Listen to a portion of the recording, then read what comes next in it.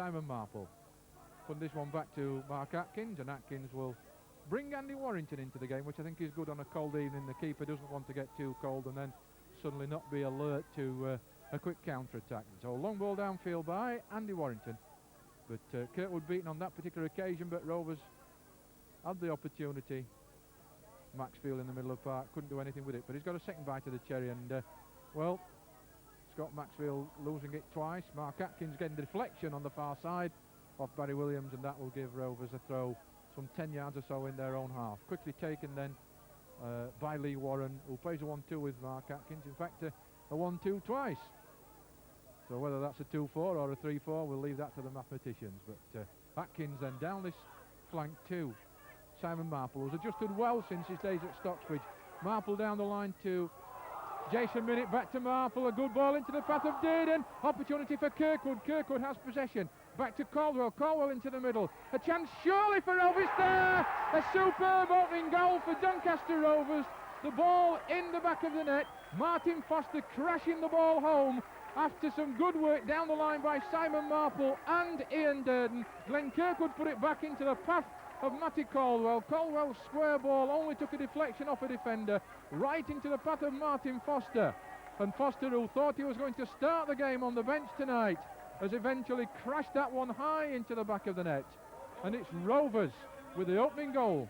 Lee Warren then, who may well have thought that probably his days of first-team football at Belle Vue have been numbered, but certainly he's a sort of player that you can always call on. Jason Minnett made a good run down there, but it didn't come to him. Atkins probably didn't see him. It's still Atkins with the ball. Lofting that one over for Kirkwood to try and get on the end of, but that's a pretty hefty clearance, and Foster does well. Into the path of Jason Minnett. Rovers playing in little triangles at the moment, which is keeping possession, keeping them warm. It's maybe tiring Nuneaton as well. Minnett going forward then. He's certainly got the opportunity to go forward quite a bit. That's not a bad ball. Into the path of Dearden. Offside flag anyway. It's all to no avail, but certainly got the crowd on their toes.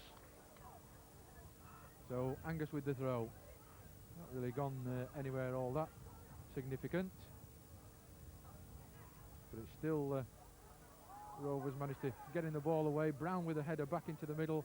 Still Rovers as Lee Warren tries to get it away. It only goes as far as Maxfield, and Maxfield out to Matty Caldwell on that far side. So immediately away from the danger area. Great play by Dearden, leaving that ball. Well left for the runner. Still Rovers in possession. Maxfield it is on this left-hand side. Maxfield tries a shot. Parried well by goalkeeper Mackenzie. Good play by Scott Maxfield, who created that almost himself, bursting out of Rovers' defence, and that's a good header under pressure by Dean Walling. Foster inside for Rovers. Down the line then for Jason Minnett, and this is Minnett with a one-on-one on the defender. Suddenly support is arriving in great numbers. It back to Simon Marple, and that one comes back off the body of Terry Angus, behind for a corner kick to Rovers on this right-hand side. They lead by a goal to nil. So Marples has got Kirkwood down right. Better ball inside to Foster. Foster's got support square, but a better ball into the path of Dearden. Dearden now, a square ball surely would do the trick, and it's headed out by the Borough defence. Certainly Dearden saw that he'd got support coming in, and it was better than trying to put it in himself from a very acute angle. And Rovers get there. Corner on the right-hand side, which clearly that player deserved. It almost looked at one stage like it was going to generate something better. It didn't, but they still have the ascendancy. A goal to the good. Corner kick taken well. Defensive header back out, back to Maxfield, back to Marple. Marple first time ball. Is it too near the keeper? It isn't too near the keeper. A chance for Rovers surely. And the defender throws his body in the way of that one. He might know about it in the morning, but it certainly stopped his side from being 2 down.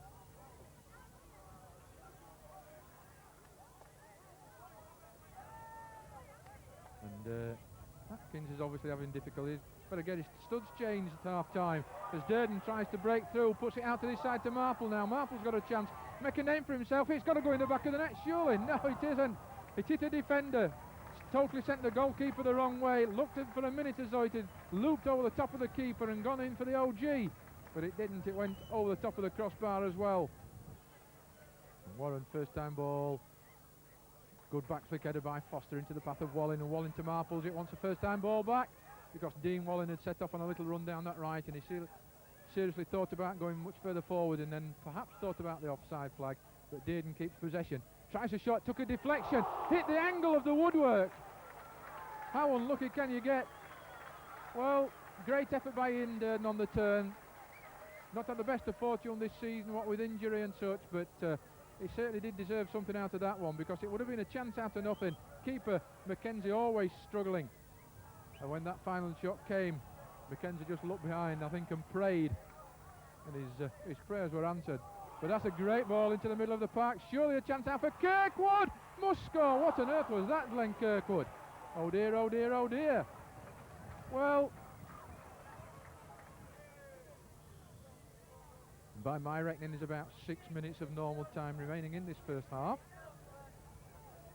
And it's a first half, I think, which Rovers can look back on with a certain amount of pride. But having said that, equally so, they could have gone in 4 up. That's a great one. Super goal by Dean Walling. Tremendous free kick over on that far side by Mark Atkins. And Dean Walling, totally unmarked, says thank you very much. 1 nod down, 1 bounce into the back of the net. Prenderville with that long ball. Atkins to Foster. Marples away on a strong run again.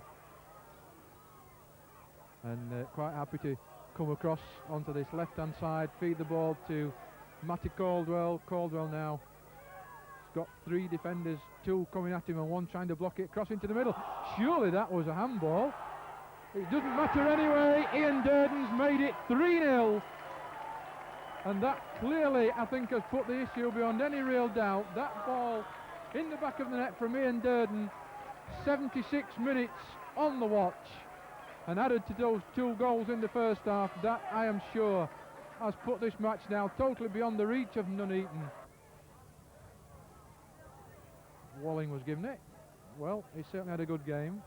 Difficult to separate several players who've had excellent games tonight, but Mamria back to the score of the first goal. Foster to Penny, Penny to Barnard. Barnard chips it forward into the path of Mamria. Chance for Rovers, surely, as Mamria puts the ball in the back of the net. That's 4-0 for Doncaster Rovers.